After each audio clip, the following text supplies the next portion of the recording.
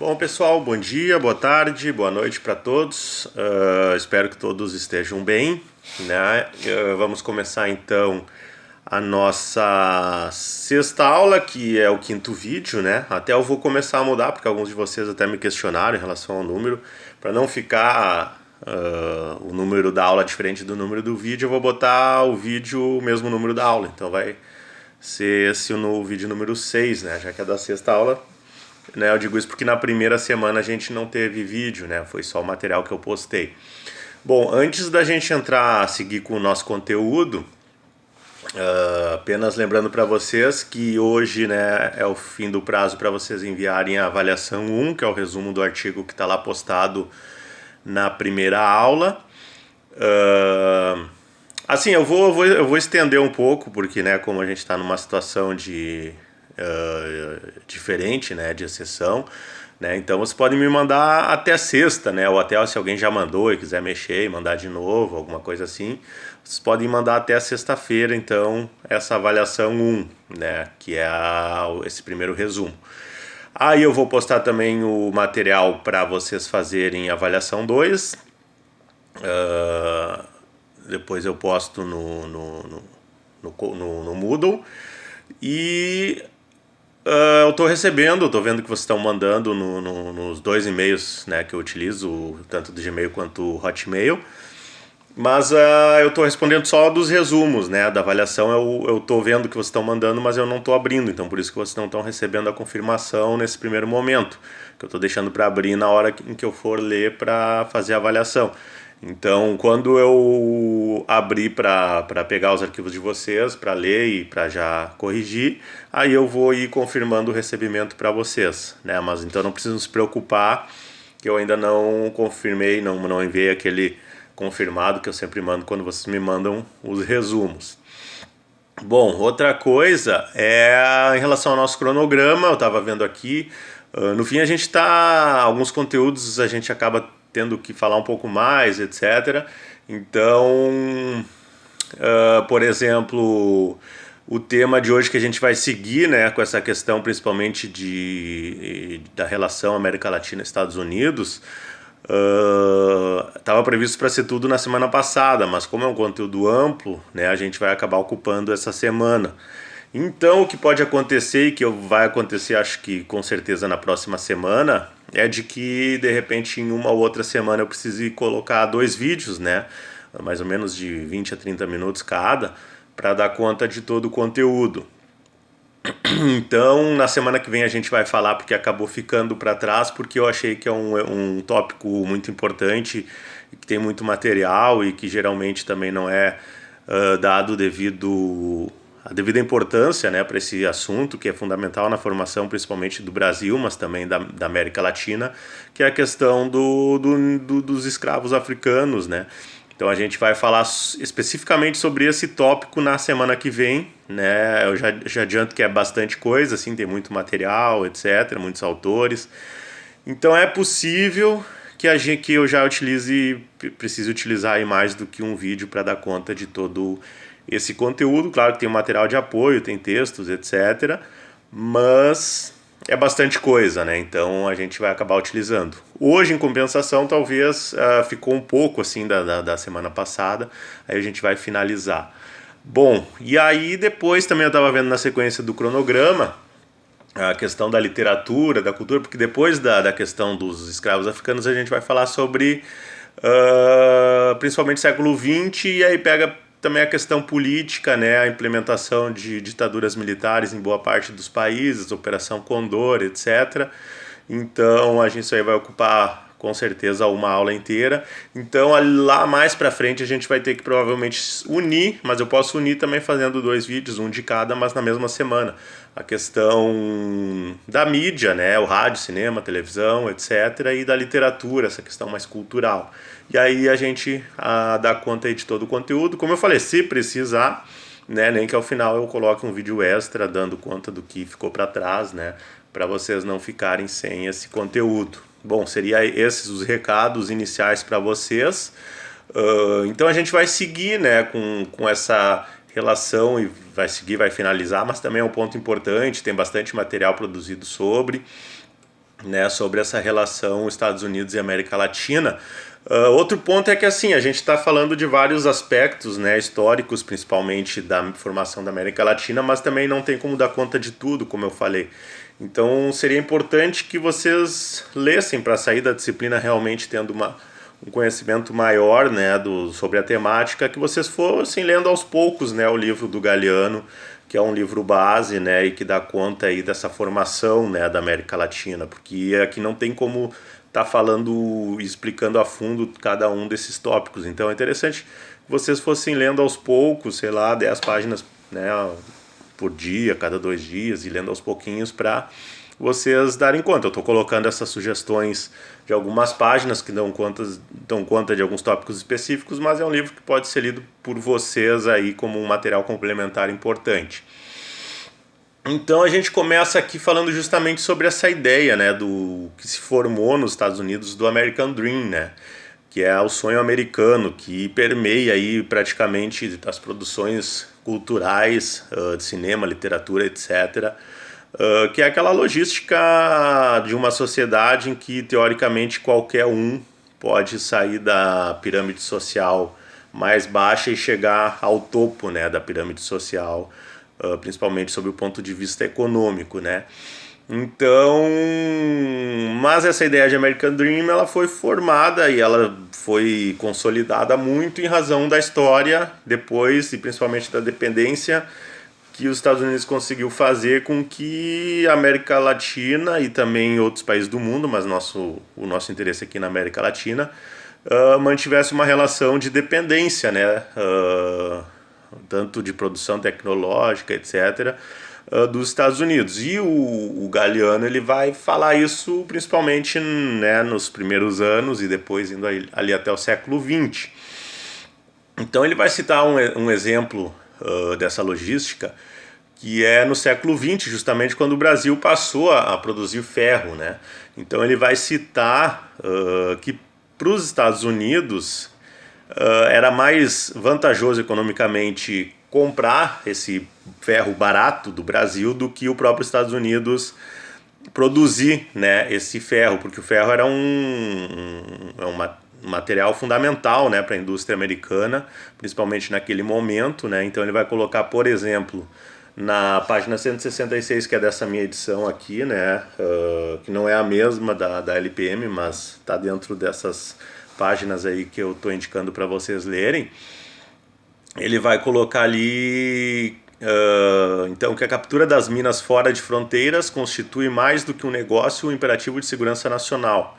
O subsolo norte-americano, como está ficando, como vimos, exausto. Sem ferro não se pode fazer aço, e 80% da produção industrial dos Estados Unidos contém, de uma forma ou de outra, o aço, né? Então tinha essa necessidade, né, de se ter o ferro, mas economicamente, né, tem razão das condições de produção do Brasil serem bastante baratas, valia mais a pena economicamente para os Estados Unidos comprar esse ferro do Brasil do que ele próprio produzir, né? Não que ele não produzisse nada, né, mas em grande escala essa era a logística, né?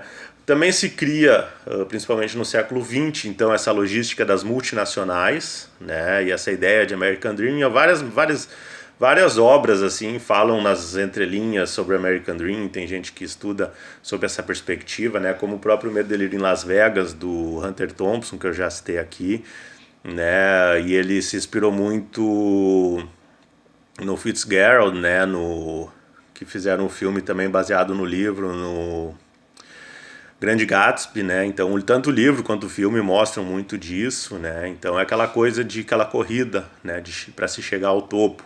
E a logística das multinacionais também, né? Hoje em dia, boa parte das multinacionais elas são americanas, né? E são marcas que estão em todos os lugares do mundo, Coca-Cola, enfim, McDonald's, por exemplo, né? Que cobra 1,8 milhões de reais para abrir uma franquia em outro país. Então, se forem para qualquer país da Europa, da América Latina, até do Oriente, né, vocês vão ter lá McDonald's, vocês vão ter Coca-Cola, vocês vão ter essas marcas todas, né? Então, tudo isso faz parte dessa logística, então,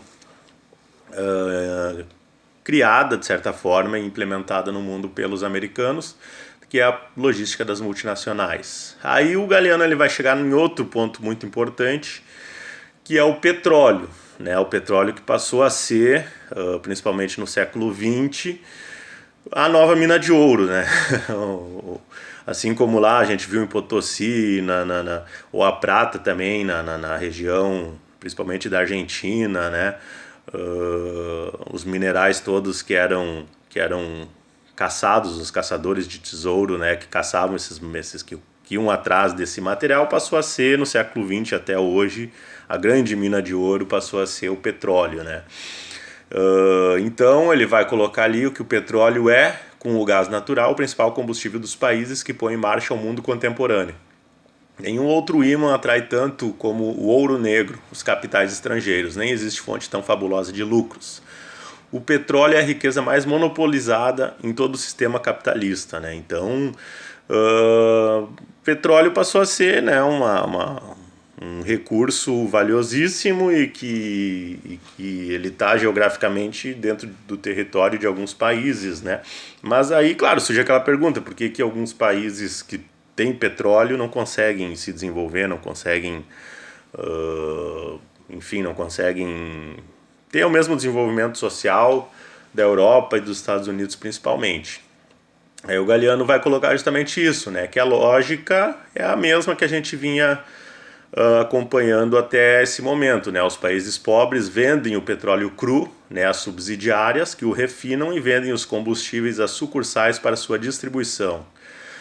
O sangue não sai em todo o circuito fora do aparelho circulatório interno do cartel, que além disso possui os oleodutos e grande parte da frota de petróleo nos 7 mares, né? Então, as grandes empresas petrolíferas, etc., né, estão nesses países.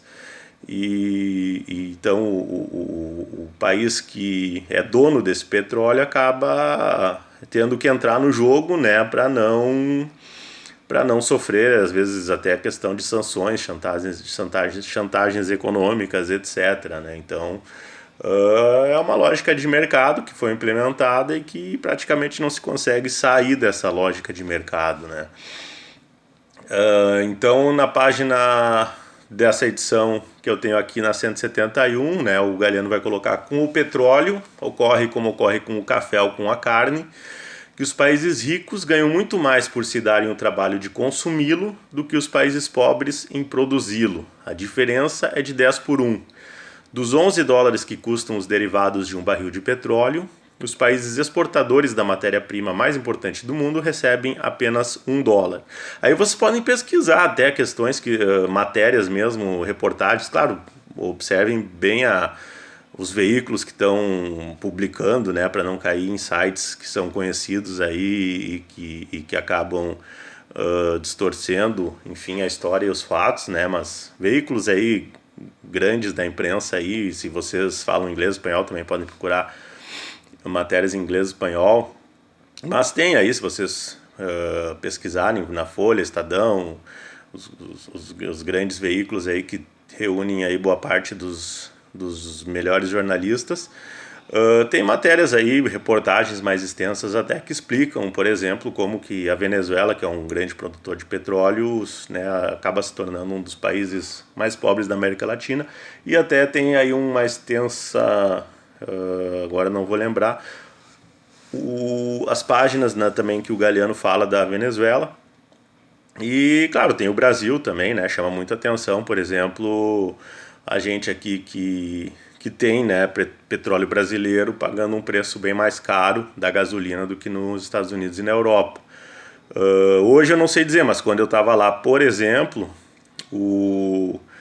enquanto aqui um tanque de combustível ficava na época ali, 2012, 13, na faixa dos R$120 mais ou menos, 100, 120 naquela época, assim, lembrando mais ou menos de cabeça. Lá eu lembro que com 30 dólares se enchia o tanque numa época em que o dólar estava a 2,20, né? Então era metade do preço, exatamente a metade do preço a gasolina nos Estados Unidos. E na Europa também a logística acaba sendo mais ou menos a mesma, né? Mas o Galeano também vai falar mais a fundo sobre isso, mas vocês também podem procurar reportagens aí, matérias, até colunas ou textos de correspondentes, né, que estão nesses outros países e que explicam, né, trazem essas explicações mais a fundo. Então eu trago aqui na sequência, quando vocês olharem aí os slides, né, tem uma explicação complementar aí do Galeano, então, em que ele vai colocar: a estrutura do cartel implica o domínio de numerosos países e a penetração em seus numerosos governos. Aí a gente antecipa um pouco que a gente vai ver mais a fundo mais para frente, que é, claro, o interesse que os Estados Unidos teve para a implementação dos governos militares, principalmente a partir dos anos 60, né, na América Latina.